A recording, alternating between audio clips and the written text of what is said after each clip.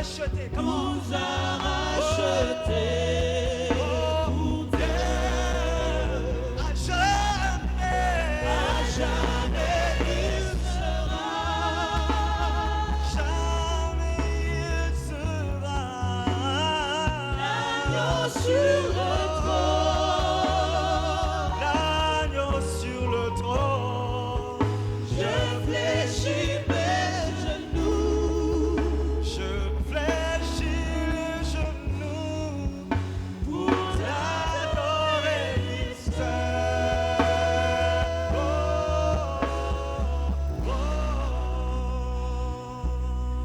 Alléluia, nous t'adorons Seigneur. Tu es digne de louange Seigneur. Oh, tu nous accordes la nouvelle naissance. Tu nous régénères par ton esprit Seigneur. Nous te bénissons. We glorify you. Lord, you're worthy. Hallelujah. Lord, you're worthy. Lord, you're worthy. Alléluia. Hallelujah. Pendant que nous tenons debout, nous allons lire dans le livre des Actes des Apôtres, au chapitre 10, du verset 9 au verset 18.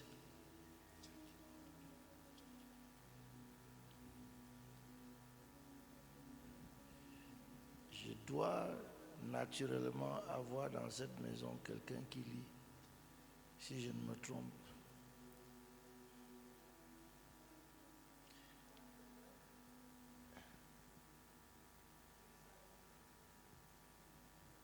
« 9 à 18. Acte 10, 9 à 18. Acte 10, 9 à 18. Le lendemain, comme ils étaient en route et qu'ils approchaient de la ville, Pierre monta sur le toit vers la 6e heure pour prier. Il eut faim et il voulut manger. Pendant qu'on lui préparait à manger, il tomba en extase. Il vit le ciel ouvert et un objet semblable à une grande nappe attachée par les 4 coins qui descendait et s'abaissait vers la terre, et où se trouvaient tous les quadrupèdes et les reptiles de la terre et les oiseaux du ciel. Et une voix lui dit, « Lève-toi, Pierre, tue et mange. » Mais Pierre dit, « Non, Seigneur, car je n'ai jamais rien mangé de souillé ni d'impur. » Et pour la seconde fois, la voix se fit encore entendre à lui, « Ce que Dieu a déclaré pur, ne le regarde pas comme souillé. » Cela arriva jusqu'à 3 fois, et aussitôt après, l'objet fut retiré dans le ciel. Tandis que Pierre ne savait en lui-même que penser du sens de la vision qu'il avait eue, voici les hommes envoyés par Corneille, s'étant informés de la maison de Simon, se présentèrent à la porte et demandèrent à haute voix si c'était là que logeait Simon, surnommé Pierre. Est-ce qu'on peut acclamer la parole du Seigneur et prendre place? Alléluia. C'est toujours un grand plaisir et un grand honneur d'être à Logos Rema, que ce soit à Kinshasa ou que ce soit au Katanga. Mais je veux dire que c'est cette maison-ci qui m'a d'abord reçu dans la grande famille Logos Rema. Si je suis entré par cette porte. Et en même temps que j'envoie mes salutations, mes respects à son éminence l'archevêque Hakim, je voudrais que vous m'aidiez à recevoir l'évêque et la révérende papa et maman de la maison pour leur amitié et leur bon cœur à mon égard. Et je vous aime beaucoup. Aidez-moi à les apprécier.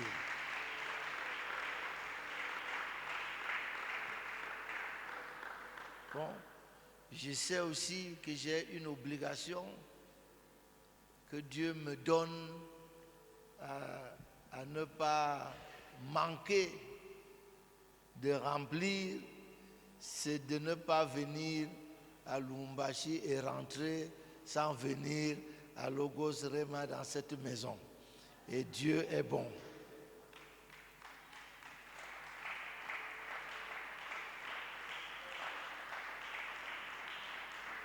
Quel que soit qui m'invite dans la ville, j'essaie toujours de faire une provision pour que j'ai au moins un dimanche ici.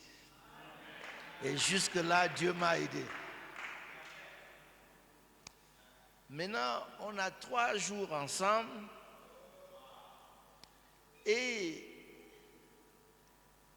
l'évêque m'a écrit et m'a dit, le thème c'est la nouvelle naissance. Bon.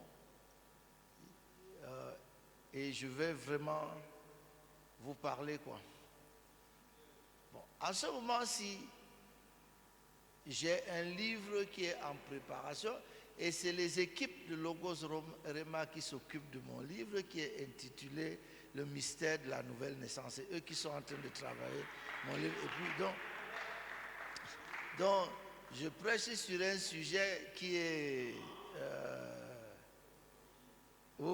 qui est. J'essaie de prendre le temps toujours un peu. Si ce n'était que eux, ceux qu'ils ont déjà publié, je suis très exigeant par rapport à un certain nombre de choses. Donc, ce soir, je vais commencer à vous parler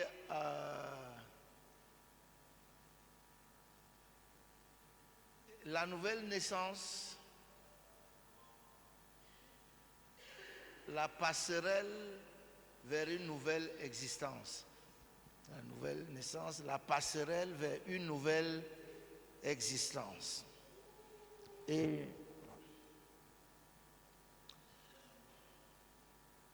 ce texte que nous avons lu ce soir va nous aider à baliser le chemin, à poser certaines bases. Pour mettre cette histoire dans son contexte, la Bible dit qu'il y avait à Césarée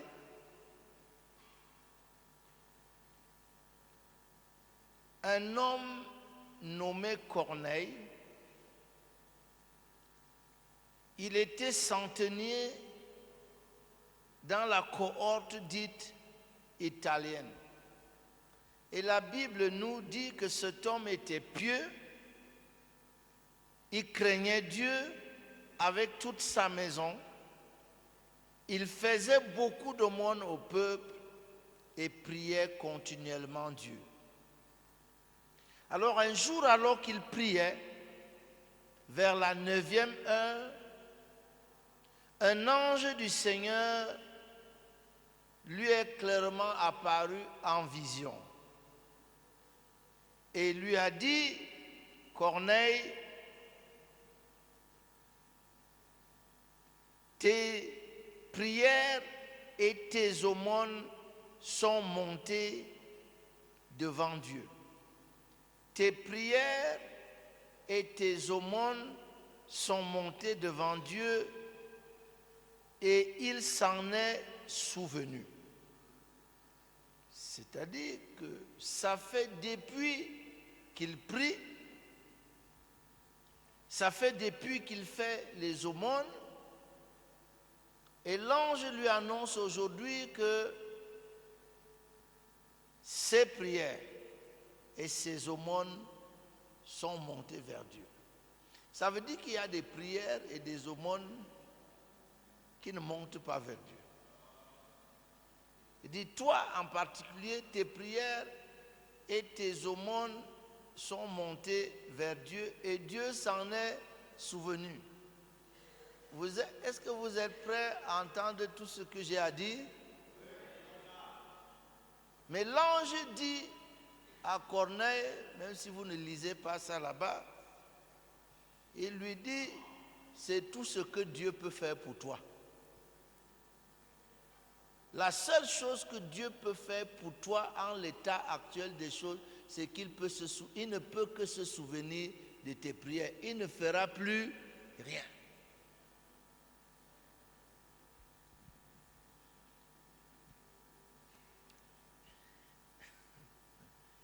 Je sais que vous dites que Dieu est illimité, oui. Mais il arrive à Dieu d'être limité. Il a un pouvoir illimité, certes, mais il y a beaucoup de choses qui limitent Dieu. Quand Jésus était là, il avait l'onction, mais son onction avait les limites. Il ne pouvait pas aller au-delà des frontières d'Israël. Son onction avait des limites. Quand il arrive à la frontière là, il ne peut plus. Parce qu'il a dit que Dieu ne l'a envoyé que vers les brebis perdues de la race de la maison d'Israël. Au-delà de ça, son onction n'opère pas. Il faut quelque chose d'autre pour qu'il traverse la limite. Donc, est-ce que Dieu a besoin d'envoyer quelqu'un vous informer que vos prières et vos aumônes sont venues monter vers lui? N'est-ce pas? Vous savez que sinon les prières ont été adressées à qui? Ce n'est pas à Dieu. Mais s'il veut répondre, pourquoi il doit d'abord envoyer quelqu'un te dire que tes prières sont montées? Est-ce que moi j'ai besoin qu'ils me disent que mes prières sont... Je sais que mes prières sont montées quand je vois l'exaucement. Et Dieu lui dit, non, l'ange lui dit, ce que moi je te conseille, c'est qu'il y a un homme pas loin d'ici, il s'appelle Simon. Son surnom c'est Pierre. Envoie des gens vers lui. Ce que Dieu n'arrive pas à faire pour toi là, il faut faire venir Pierre. Dieu est prêt à continuer si tu fais venir Pierre. Et Pierre, c'est un juif qui n'entre pas chez les païens. Est-ce que vous me suivez? Pierre est un juif qui ne peut pas entrer chez un païen. Mais Dieu, l'ange est en train de dire à Corneille, la suite de tes prières dont Dieu s'est souvenu est chez Pierre. Envoie des gens à Joppé, appeler Simon surnommé Pierre. Quand il va venir, c'est lui qui va te dire les choses par lesquelles tu vas être sauvé. En d'autres termes, même comme tes prières et tes aumônes sont montées jusqu'à Dieu, Dieu ne peut pas te sauver si Pierre ne vient pas. Combien d'entre vous, vous savez qu'il y a des gens que Dieu ne peut pas sauver si vous n'allez pas?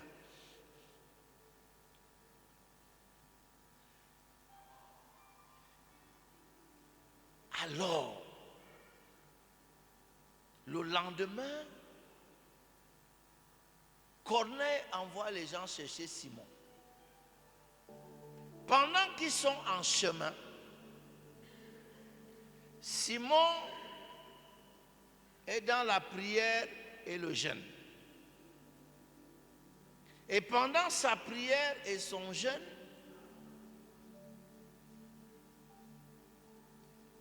il a faim. Vous êtes là? Je veux que vous reteniez chaque chose que je suis en train de dire. Il a faim. Dans ce monde-ci, physiquement, Pierre a faim. Et physiquement, Pierre demande qu'on lui prépare à manger. Donc il a faim dans sa chair et il veut manger dans sa chair. Et la Bible dit que pendant qu'on lui prépare la nourriture, il est monté sur le toit pour continuer la prière. Et pendant qu'il est sur le toit, il tombe en extase. Ne manquez pas la transition. Quand il tombe en extase, ça veut dire que sur le plan physique, si, il n'est plus opérationnel. En fait, si c'est un médecin qui va vous décrire ça, je crois que Pierre vient de faire une hypoglycémie, il avait faim et tout ça. Et donc, dans ce monde-ci,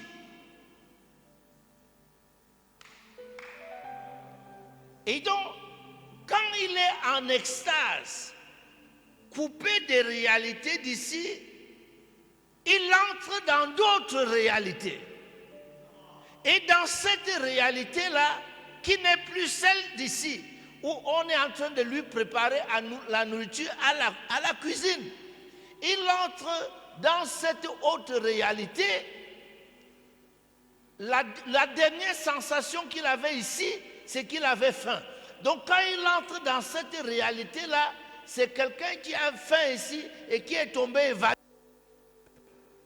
Vous êtes là? Maintenant, ses yeux s'ouvrent dans une autre réalité qui n'est plus celle-ci. Et dans cette réalité-là, il voit le ciel ouvert. Quand il est dans cette réalité-là, il voit le ciel ouvert. Jésus avait déjà promis, et Pierre était là, que vous verrez désormais le ciel ouvert. Et donc Pierre voit le ciel ouvert. Ézéchiel 1:1 dit que quand Ézéchiel a eu des visions, il a vu les cieux ouverts, il a eu des visions divines.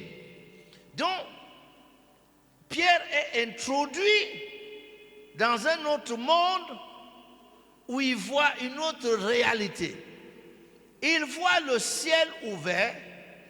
Et quand il voit le ciel ouvert, il y a un objet qui descend du ciel. Pierre est coupé des réalités d'ici. Il voit un objet qui descend du ciel. Et cet objet-là est comme une nappe qui descend et qui est tenue par les quatre coins. Mais cette nappe-là descend du ciel. Là, je veux que vous m'écoutiez. Cette nappe-là descend du ciel, elle ne vient pas de la terre. De toutes les façons, Pierre est déjà coupé des réalités de la terre. Et cette nappe-là descend du ciel. Et cette nappe-là a les animaux impurs. C'est une nappe qui descend du ciel.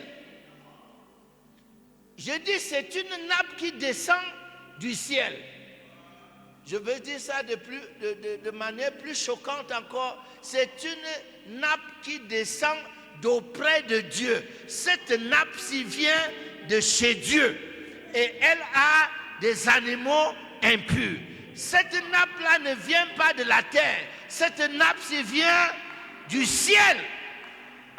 Et elle a les animaux impurs.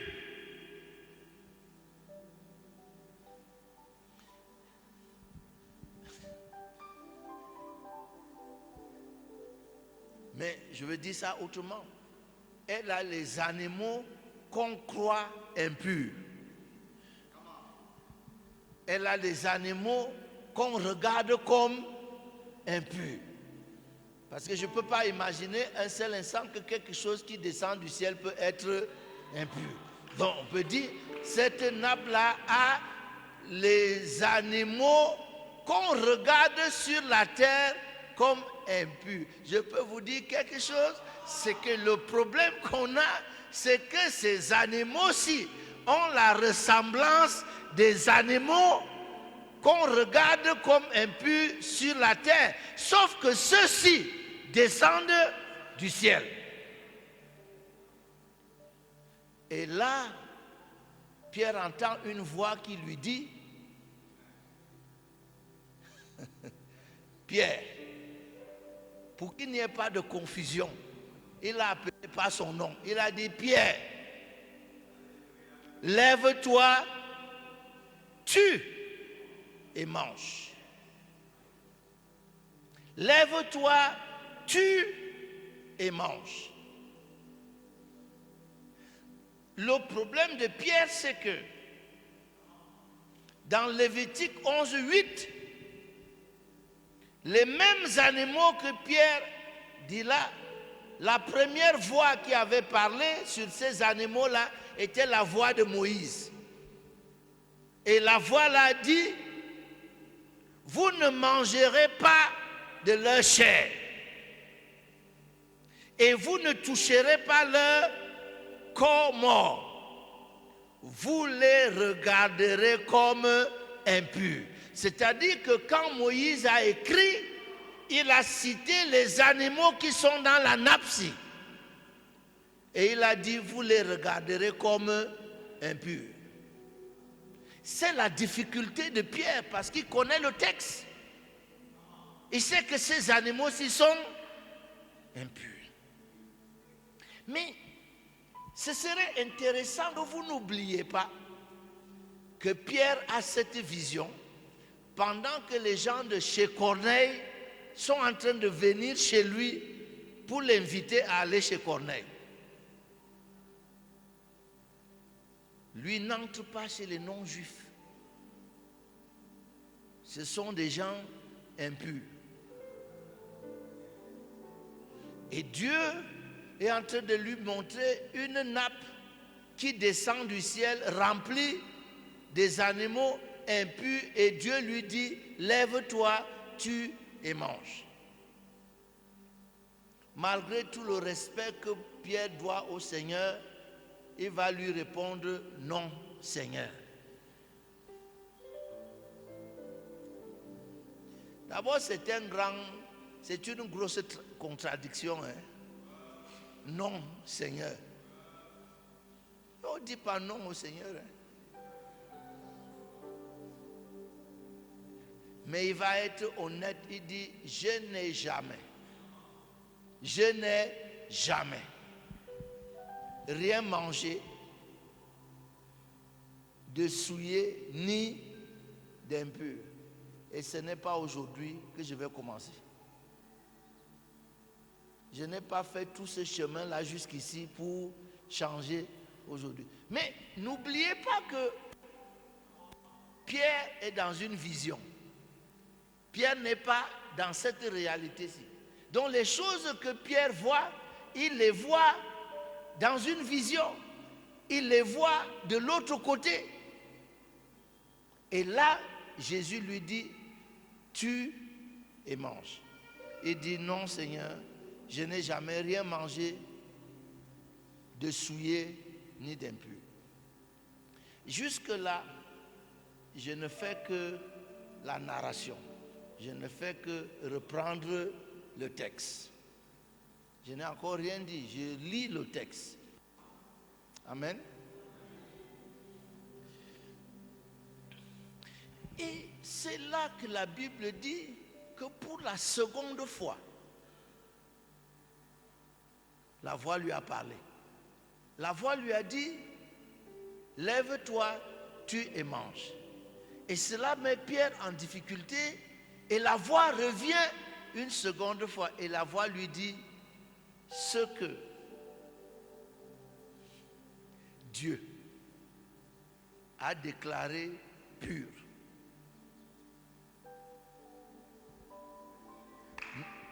Il dit, ce que Dieu a déclaré pur, ne le regarde pas comme impur.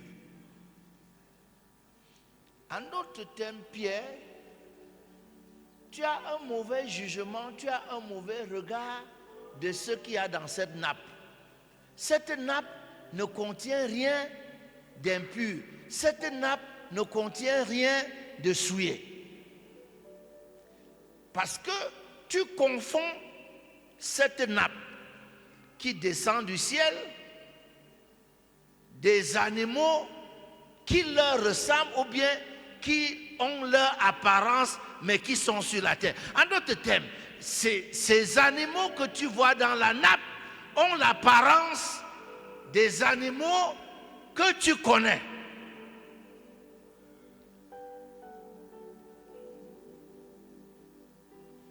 À l'heure où Dieu parle à Pierre, si Pierre revient dans cette réalité-ci, les animaux de la terre qui ressemblent à ceux qui sont dans la nappe sont toujours impurs. C'est les animaux qui sont dans la nappe. C'est les animaux, je veux dire, ces animaux-là, quand tu les vois sur la terre, ils sont impurs. Mais quand ils sont dans cette nappe, ils ne sont pas impurs. Ces animaux sont impurs partout où tu les vois. Mais ceux qui sont dans la nappe, c'est ceux qui sont dans la nappe là que je t'ai demandé de manger. Ce n'est pas ceux qui sont sur la terre. C'est ces animaux-ci qui descendent du ciel. C'est eux que j'ai déclarés purs. Ceux qui sont sur la terre sont toujours purs. Mais ce n'est pas eux. Je ne t'ai pas envoyé vers cela. Sinon, je n'aurais pas eu besoin que tu sois d'abord en extase. Parce que si tu devais manger les animaux impurs de la terre, tu n'avais pas besoin d'être en extase. Le fait que tu es en extase veut dire que tu as transité. Tu t'es transporté. Tu t'es transporté de cette réalité-ci vers cette autre réalité. Il y a une réalité dans laquelle les animaux que tu vois là sont impurs. Mais il y a une autre réalité dans laquelle les mêmes animaux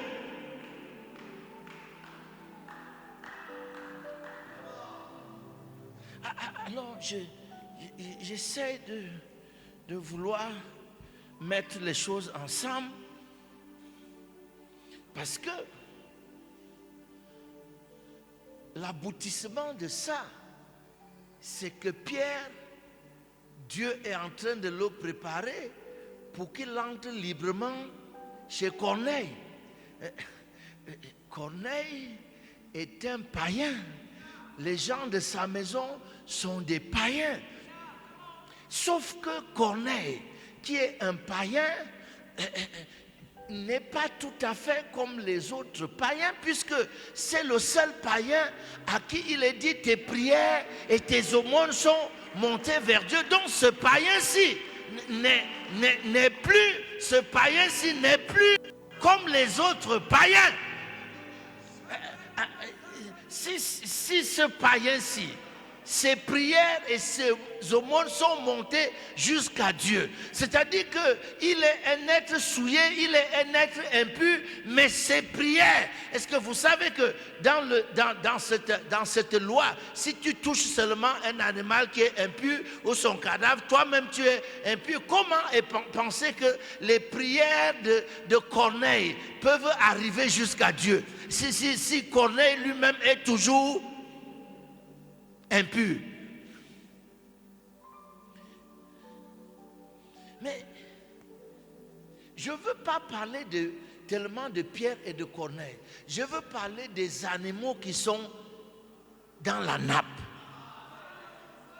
Parce que ces animaux-là ressemblent textuellement aux autres animaux qui sont déclarés impurs en bas. Et ceux-ci, quand ils sont en haut, ils sont déclarés purs. est-il possible que si je suis en bas ici, je suis impur, mais est-il possible que si je suis en haut, que je sois pur? Est-il possible qu'on soit pur ici en bas, mais qu'en haut, on soit pur? Mais si les animaux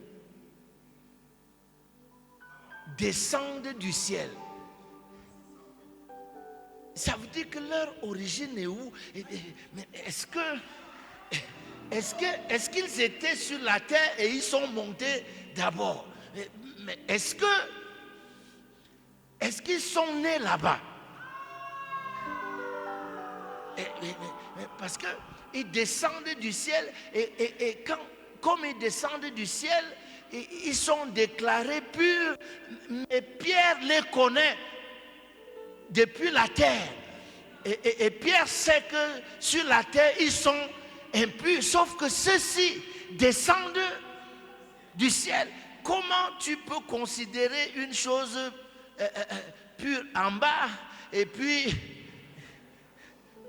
est-ce que j'essaie de parler? Je cherche le chemin pour parler parce que ma tête est bouleversée. Je vous ai dit que j'étais en train d'écrire un livre sur la nouvelle naissance et puis vous êtes en train de me demander, mais c'est quoi? Qu'est-ce qui se passe? Vous savez, si les traducteurs nous avaient aidés, lorsque Jésus a dit à Nicodème, à moins qu'un homme ne naisse de nouveau, il ne peut voir.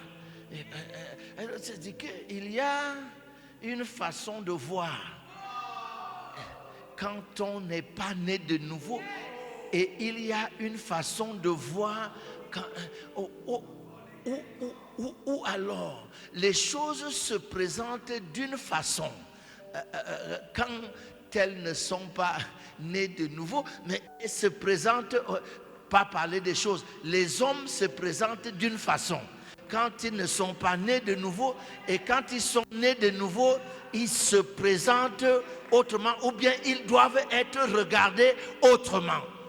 Alors il lui dit, si un homme n'est né de nouveau, le problème c'est que vous avez un mot grec, anoten,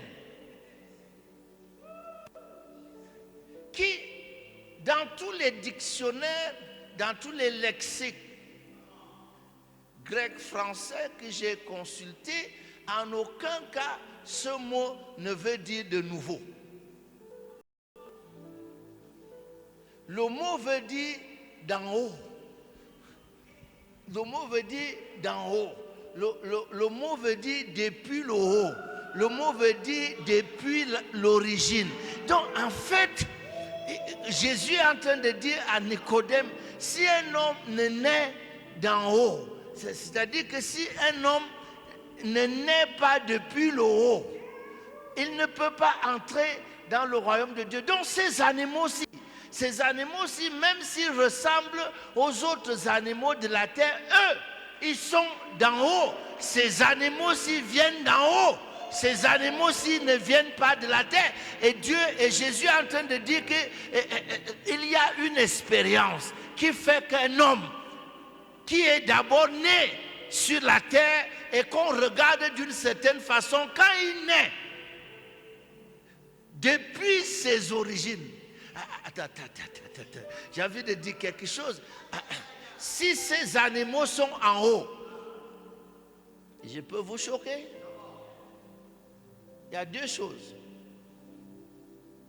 Soit ils ont été créés en bas et un jour ils sont montés.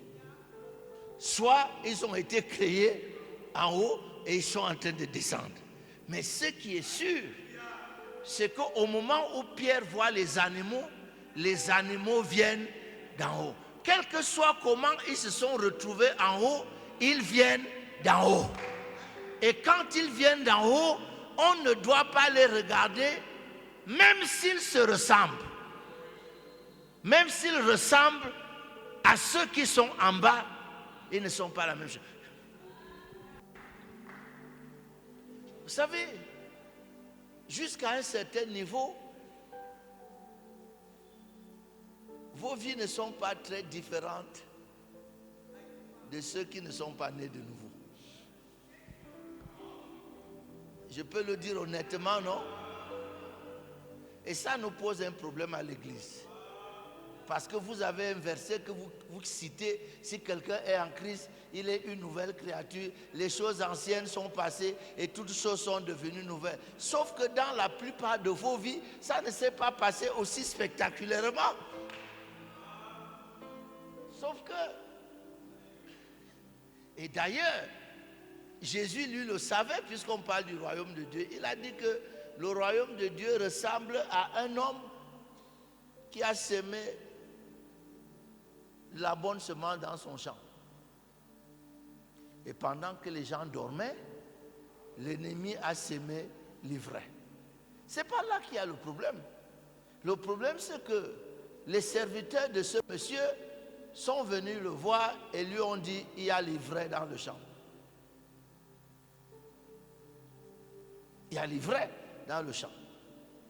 Mais ce n'est pas un problème. Enlevons l'ivraie du champ. Sauf que Jésus leur dit non. Si vous enlevez l'ivraie, vous allez aussi enlever le blé. Posez-vous la question pourquoi? C'est parce que jusqu'à un certain niveau, l'ivraie ressemble au blé. Ou bien jusqu'à un certain niveau, le blé ressemble à l'ivraie. Et donc si vous voulez enlever l'ivraie, vous allez enlever le blé juste parce que le blé est encore au stade où il ressemble à l'ivraie. Il dit, laissez-les croître l'un l'autre. Ça veut dire quoi? Ça veut dire numéro 1, la présence de l'ivraie n'empêche pas la croissance du blé. Et vous savez, à l'église, on passe tellement le temps à s'occuper de l'ivraie au lieu de s'occuper de la croissance du blé. Il dit, ça veut dire que la présence de l'ivraie n'empêche pas la croissance du blé. Il dit, laisse-les croître ensemble. Ça veut dire quoi? Ça veut dire numéro 2, que le blé est bien plus capable de résister à l'ivraie que vous ne le pensez. C'est-à-dire que le blé a de quoi résister ou faire concurrence à l'ivraie. Donc un bon cultivateur ne va pas perdre son temps avec l'ivraie. Parce que l'ivraie ne sera pas capable de détruire. Troisièmement, quand il dit laissez-les croître jusqu'à la moisson, ça veut dire que la moisson distingue clairement qui est l'ivraie et qui est. C'est-à-dire que quand le fruit est déjà tout formé, on est capable de savoir que le fruit ici, c'est le blé et le fruit là, c'est l'ivraie. Donc, il faut laisser les deux croître. Il faut laisser les deux arriver à la moisson. La moisson peut être la maturité. Souvent, vous êtes tellement pressés de transformer les frères. Parce que vous ne supportez pas de les voir dans l'état où ils sont encore, où ils ressemblent à l'ivraie. L'église ne supporte pas ces blés qui ressemblent. Mais le bon cultivateur comme Jésus doit supporter. Il sait que c'est le blé. Amen. Parce que ce n'est pas une question d'apparence, c'est une question de nature. L'ivraie, c'est l'ivraie et le blé, c'est le blé. Les deux ont beau se ressembler, mais les deux n'ont pas la même nature. Vous savez, quelqu'un m'a dit récemment que ce n'est pas parce que dans le panier, le billet de 1000 francs se retrouve avec le billet de 100 francs que 1000 francs perd sa valeur. Je dis, si vous prenez 1000 francs, vous mettez dans le même panier que 100 francs, ça ne fait pas que 1000 francs perdent. C'est-à-dire, 1000 francs ne cesse pas d'être 1000 francs s'il est dans le même panier que 100 francs. Le fait, 1000 francs sera toujours 1000 francs. Tu vas toujours le retirer des paniers de 100 francs et 100 francs va toujours rester 100 francs et 1000 francs sera 1000 francs. Quand on est le blé, on sera toujours le blé. Il n'y a pas un mécanisme par lequel le blé va devenir l'ivraie. Vous êtes là? Mais dans le processus, le blé peut ressembler à l'ivraie. Maintenant, est-ce que tu vas cesser de donner tes soins au blé parce qu'il ressemble à l'ivraie? C'est là toute la problématique de l'Église. L'Église veut tout d'un coup. J'ai lu Paul dire, c'est à ça que je travaille nuit et jour, jusqu'à ce que tout homme soit devenu parfait en Christ. Ça veut dire qu'au moment où nuit et jour là, tout homme n'est pas encore devenu. Il travaille nuit et jour. Et des fois, tu te lèves un matin, quand tu penses que quelqu'un a progressé, quand tu l'as laissé hier, tu le revois aujourd'hui. Vous savez pourquoi on a utilisé le mot rétrograder? Ceux qui conduisent savent ce que ça veut dire rétrograder. C'est que tu mets une vitesse inférieure alors que tu étais déjà à une vitesse supérieure. Tu es obligé de ramener la voiture à une vitesse, mais ça peut être parce que tu as rencontré un obstacle. Ça peut être parce que tu veux t'arrêter là devant. Mais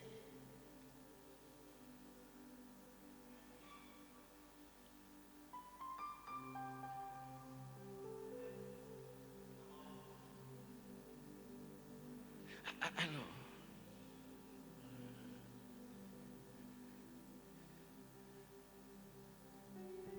Jésus dit à Nicodème, pour voir le royaume de Dieu,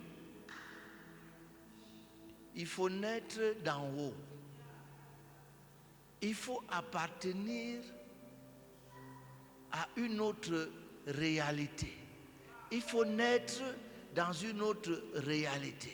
Lorsque Pierre est en extase, il n'a pas cessé d'être dans cette réalité, mais dans cette réalité, si son corps est évanoui, on cherche à le ranimer dans cette réalité. Mais quand il a laissé le corps dans cette réalité, il a transité dans l'autre réalité où il voit les animaux impurs dans une nappe.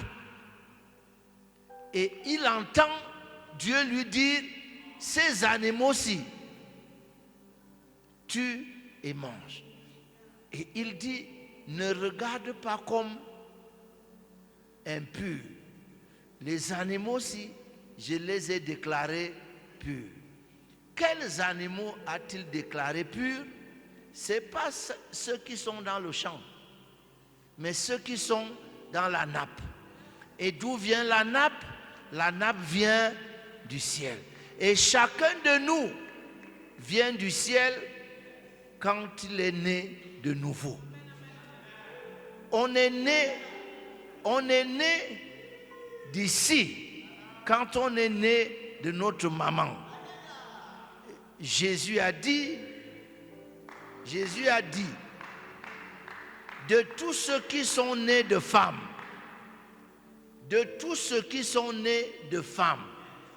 il n'en est point paru qui soit plus grand que Jean-Baptiste. Je veux le redire autrement. C'est-à-dire que Jean-Baptiste était le plus grand de tous les hommes qui sont nés de femmes.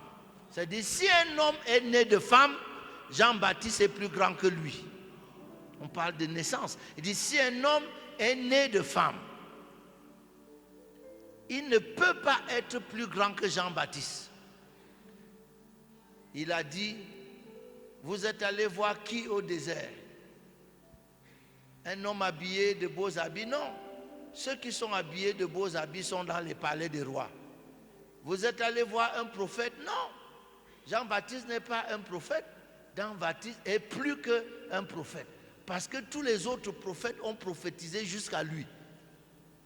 Et je vous le dis en vérité, de tous ceux qui sont nés de femmes, s'il y a quelqu'un ici qui soit né d'une femme, Jean-Baptiste est plus grand que lui. Et puis il ajoute, cependant,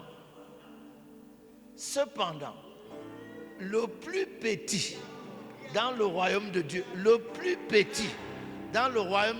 est plus grand que Jean-Baptiste. C'est-à-dire, le plus petit dans le royaume de Dieu est plus grand que Jean-Baptiste. Que tu n'as pas besoin d'être grand dans le royaume de Dieu. Même si tu es le plus petit dans le royaume de Dieu, tu es plus grand que Jean-Baptiste. Parce que, quelle que soit la pureté et la grandeur de Jean-Baptiste, il est sur cette terre. Mais celui qui est dans le royaume de Dieu est dans cette nappe qui descend du ciel. Parce que ceux qui sont nés de nouveau sont nés d'en haut. Donc ils sont nés d'une autre naissance, pas de la même naissance que Jean-Baptiste. Donc lorsqu'on est né de nouveau, la première chose qu'on doit savoir, c'est qu'on a une naissance supérieure. On est né d'une naissance supérieure. Jésus a dit, celui qui vient d'en haut est plus grand que celui qui vient de terre. Donc, lorsque vous êtes né de nouveau, Dieu vous a donné une naissance supérieure, une naissance d'en haut. Écoutez-moi, il n'a pas changé votre apparence. Il n'a pas changé votre apparence. Vous ressemblez toujours au bandit que vous étiez. Il y en a qui vous ont connu comme bandit. Et quand ils vous voient toujours comme bandit. Mais ils ne savent pas qu'entre-temps, vous avez connu une autre naissance que celle qui vous a conduit naturellement à être bandit. Il y a une naissance dont vous êtes né et elle vous a conduit naturellement. On n'est pas pécheur parce qu'on a péché. On est pécheur parce qu'on est né pécheur. C'est-à-dire quand on est né pécheur. Quand on est né d'Adam, on n'a pas besoin de performance. Le simple fait qu'on soit né d'Adam, on est pécheur. On est pécheur par naissance. Vous et moi, on n'a fait aucun effort pour être pécheur. Personne ne nous a enseigné à pécher. On pêche naturellement parce que nous sommes nés pécheurs. Est-ce que vous êtes là? Mais il y a une autre partie de vous qui est dans la nappe. Il y a une partie de vous qui est dans cette nappe. Et cette partie de vous là, qui est dans la nappe, ne vient pas de la terre. Cette partie de vous qui est dans la nappe ne vient pas de vos parents. Cette partie de vous, j'ai envie de dire, cet autre vous. Cet autre vous. Je parle à quelqu'un? En fait, cet autre vous, votre premier vous, est sorti du ventre de votre mère et on connaît sa destinée. Il ne peut pas être autre chose. Et Jésus l'a dit clairement, l'apôtre Paul l'a dit. Il a dit, tel est le terrestre, tels sont les terrestres. C'est-à-dire que le terrestre ne peut pas devenir autre chose que le terrestre. Parfois, la déception à l'église, c'est d'essayer de transformer le terrestre. Quand les gens vous récitent là, si quelqu'un est en Christ, il est une nouvelle, c'est parce qu'ils veulent voir le terrestre devenir le céleste. La Bible dit que le terrestre ne deviendra jamais le céleste. Mais il a dit, tel est le céleste, tels sont les célestes. Donc il y a dans cette affaire de nouvelle naissance que Jésus enseignait, et je dois vous avouer que le thème de la nouvelle naissance, Jésus ne l'a pas abordé avec un simple croyant. Il l'a abordé avec l'un des plus grands théologiens qu'il y avait, Nicodème. Ce n'est pas un sujet où on dit seulement aux gens, vous devez naître de nouveau. Et c'est quoi même au juste?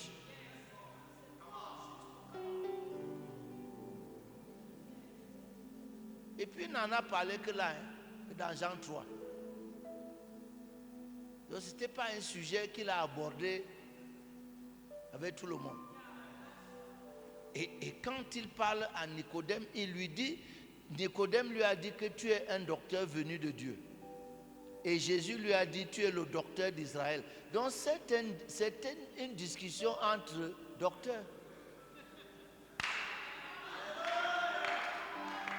C'est une discussion entre docteurs. Donc c'est un sujet élevé.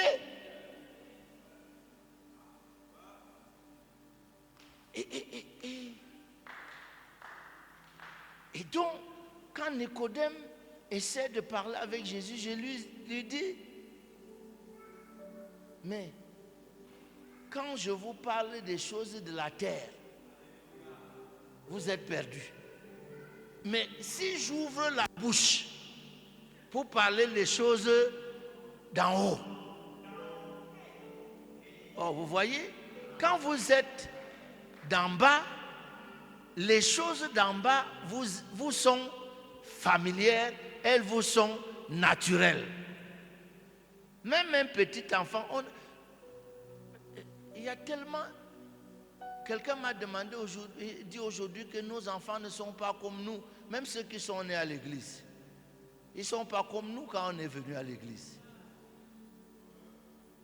Ils sont bien plus intelligents que nous. Les jeunes d'aujourd'hui sont bien plus intelligents que nous dans les choses de Dieu. Même si vous ne croyez pas. Et c'est comme ton petit enfant là.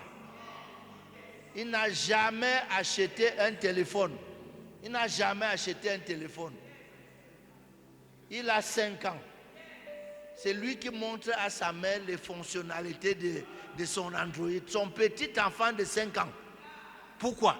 C'est son naturel. C'est-à-dire que l'enfant d'aujourd'hui qui naît,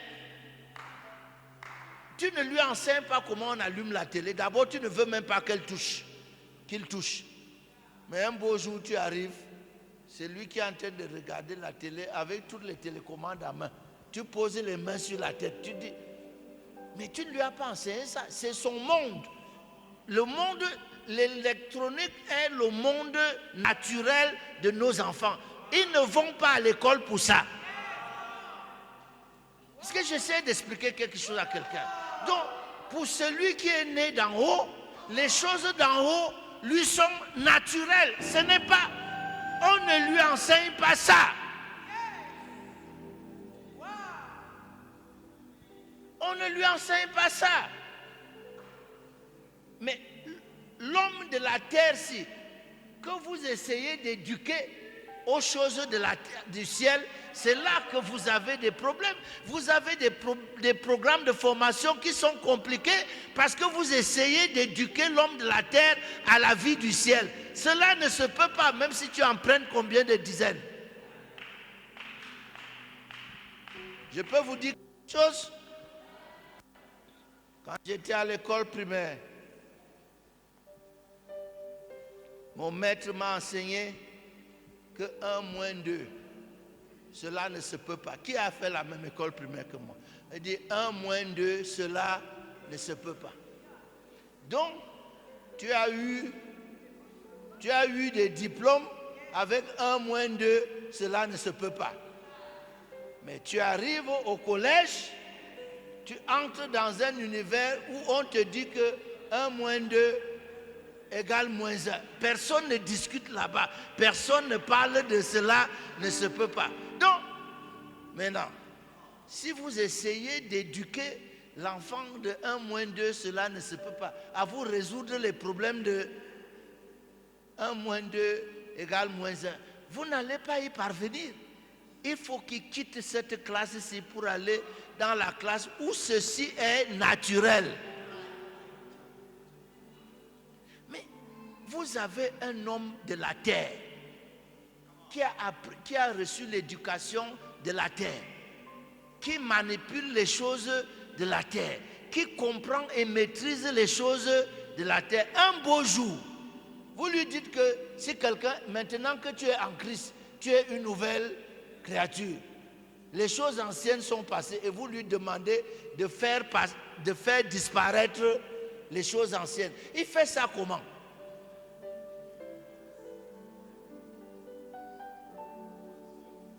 Vous lui fabriquez une apparence pour vous complaire. On dit, voyez le frère tel. Il est comme ça. Mais il est comme ça là, dans la chair. Hein. Les choses de l'esprit, il ne comprend pas. Mais il est comme ça. Et on a tendance à lui laisser les responsabilités parce qu'il est comme ça. Mais les choses de l'esprit, il ne comprend pas. Mais c'est un frère qui a une bonne conduite. On lui laisse les choses de l'esprit à gérer. Lui, il n'a jamais été en extase pour emprunter les pour que Pierre voie la napsie comme pure, il a fallu qu'il soit en extase. Écoutez-moi bien, Dieu lui-même, pour le lui dire, comment? C'est-à-dire pour enseigner ceci à Pierre, il a d'abord mis Pierre en extase. Ça veut dire quoi? Ça veut dire qu'il ne pouvait pas expliquer ça à Pierre de ce côté-ci. Pour qu'il explique ça à Pierre, il faut que Pierre soit... C'est pour ça que Jésus a dit à Nicodème, non, ce qui est né de la chair est chair. Mais c'est seulement ce qui est né de l'esprit qui est esprit. Vous essayez d'éduquer la chair pour que la chair soit esprit. Ça ne marchera pas. La chair sera toujours chair. Une fois que tu lui donnes l'opportunité de se manifester, elle va se manifester comme la chair. Donc, je peux dire quelque chose. Le fait que tu sois enfant de Dieu et que tu manifestes les œuvres de la chair ne veut pas dire que tu n'es pas enfant de Dieu. Ne veut pas dire que tu n'es pas né de nouveau.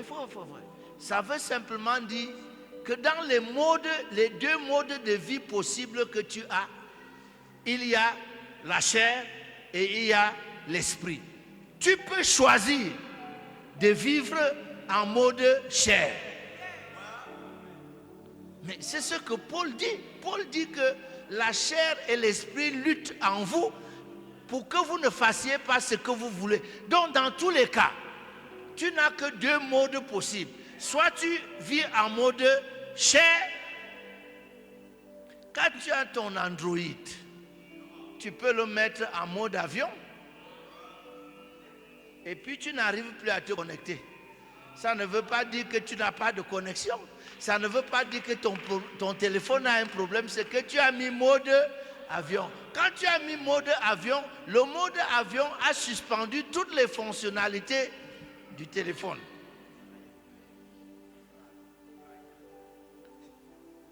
Mais si tu veux te connecter, enlève le mode avion et mets le mode qui confirme. Et dès que tu enlèves le mode avion, ton téléphone commence à fonctionner sans aucune autre forme de procès.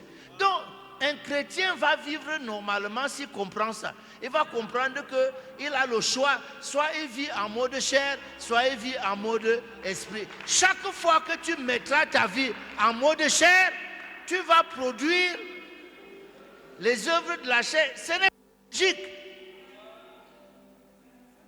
Mais tu vas aussi cesser de les produire si tu mets ton téléphone en mode, ta vie en mode esprit. Il dit, celui qui est en mode esprit s'affectionne des choses de l'esprit, les choses d'en haut. Mais celui qui est en mode chair s'affectionne. Ce n'est pas la magie. Ce n'est pas 20 nuits de prière. Tu peux sortir de la nuit de prière et être dans la chair. Tu peux sortir du jeûne de 40 jours et être dans la chair. Parce que c'est une question de mode. Tu appuies le bouton chair ou tu appuies le bouton esprit. Toi seul. Parce que tu es né des deux naissances. Tu n'as pas fait d'effort pour vivre la vie de la chair quand tu es né de tes parents, de ta mère. Tu n'as fait aucun effort. Mais si, c'est de la même manière aussi, si tu nais d'en haut, tu n'as aucune difficulté à vivre la vie d'en haut. Mais,